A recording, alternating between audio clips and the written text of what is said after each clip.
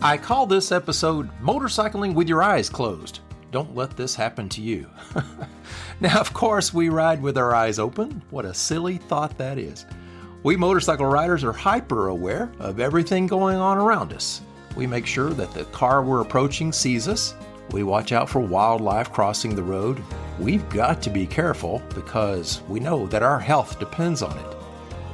But this past week, my eyes were not as open as they should have been, and I regret what I didn't do. Maybe it's a lesson for all of us. Recorded in beautiful Loveland, Colorado. Welcome to Peace, Love, Moto, the podcast for motorcyclists seeking that peaceful, easy feeling as we cruise through this life together. Are you ready? Let's go!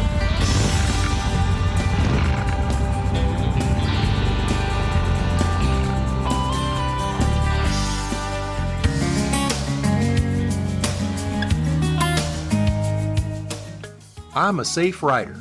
Now, some of my friends are probably rolling their eyes right now, but yeah, I approach the limits sometimes, but I do consider myself a safe rider. I'm very experienced. Yeah, very safe. You know, when someone asks me, well, why do you wear a helmet and all that gear? I can answer that question usually with one word: experience. Like many of you, I rode mini bikes and motorcycles as a kid, on the dirt and through the woods. And when you're a crazy little kid riding every day on the dirt and through the woods, you're going to fall. And I did. And you learn very quickly that falling hurts and it leaves scars. So yeah, just like you, I don't want to get hurt again. So I wear all the protective gear, and especially here in Colorado, I keep my eyes wide open. My eyes wide open. But this past week, I wasn't watching closely enough. No, I wasn't in an accident, thank goodness. My eyes were wide open for my own safety, but I was not paying enough attention to the safety of someone else. And I've been regretting that all week. So here's the story. I was riding east on Highway 14 here in Colorado from Walden to Fort Collins. And this is a very windy road. And most roads that follow the path of a mountain river are windy here in Colorado, and 14 is no exception. I was deep in the mountains, about 40 miles from town. It was at the intersection of 14 and Pingree Park Road that I decided to stop and wipe the layers of bugs off the shield of my helmet. It was about, near sunset, around sunset. It was here that an old, kind of beat up Subaru drove up beside me and stopped. The car, as I said, was quite old and kind of rusting out, it looked like, and I noticed that the back seat was just full of stuff. I couldn't identify what it was, but it was kind of junked up a little bit. The young lady driving alone, she was maybe 20 years old, and when she spoke, she had a British accent.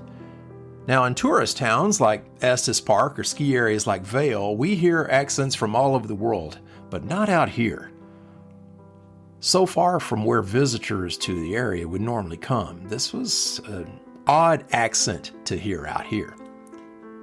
And this is more wilderness than most folks are used to, especially folks from out of town. In her cool British accent, she said, "I'm looking for a free place to camp tonight. And I've heard that I can camp up here on Pingree Park Road for free. Am I going the right way?"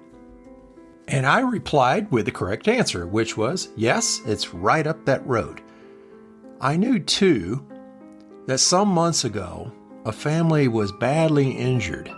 They were in their van, and actually I think someone was killed on the road, rolling off the side of the mountain.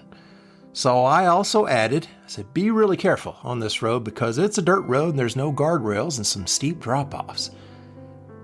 She looked at me and she said, "Oh, okay. Will I find a place to camp before the dangerous parts?" And I said again, the correct answer was, "I don't think so. So be very careful." Well, she thanked me for the information and then the advice, and then she started up the steep dirt road right ahead, heading to Pingree Park. And I guess I thought to myself, well, Ron, once again, you've done a good deed. And I put back on my helmet with the clean windshield, and I started up my new motorcycle, and I headed for home. It wasn't until I had ridden about 20 minutes that it hit me. I was struck by the realization that I let this young lady from out of town, maybe out of the country, I let her go into possible harm's way without offering an alternative. I thought to myself, can I turn around and ride really fast and try to find her up there? I decided that it would be too late to try and too dangerous for me to be racing up Pingree Park Road this late in the evening. So I just kept on riding back home.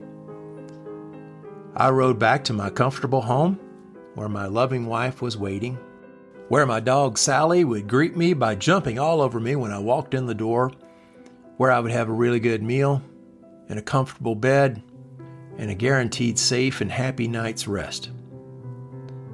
When that young lady asked me for directions, all alone, way out there in the middle of nowhere, in a way, I think maybe she was asking for help, and my eyes were closed.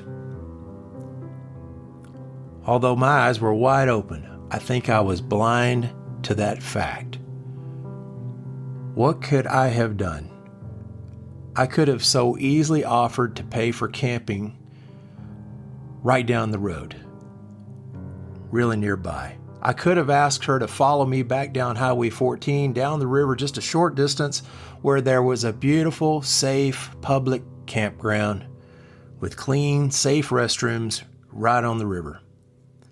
Yes, it requires a fee to camp there, and that's possibly why she didn't stop there. I don't know, but I think that's why she didn't. Of course, her condition is just my assumption.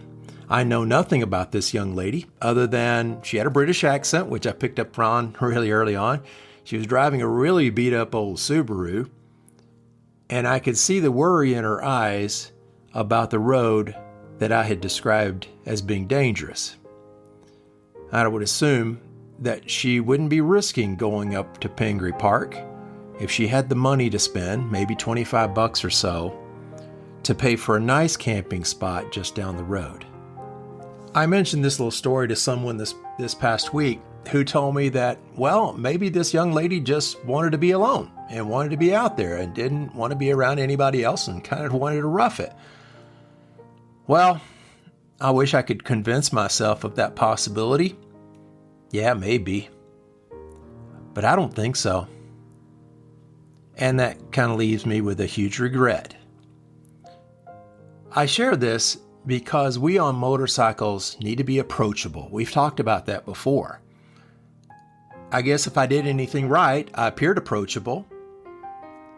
But we also need to keep our eyes open for others who may be in need of help, but they're not using that word, help.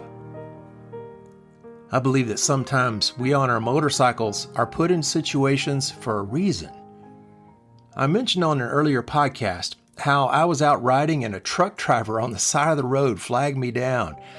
She described how she had a mechanical issue with this very large diesel engine, and it was nothing less than a miracle that I had the straps and some tie wraps in my little bitty tool bag to fix that diesel engine. I still can't believe it. Well, anyway, I guess I'm just here to say that we always need to keep our eyes open, physically, for crazy drivers and wildlife that cross our paths. But sometimes we need to keep our hearts a little bit more open too, for each and every opportunity to help somebody who may not be asking for help, but you feel it. You just feel it. Well, thank you for listening today. Thanks for telling your friends about the podcast if you like it. And I wish you peace. I wish you love.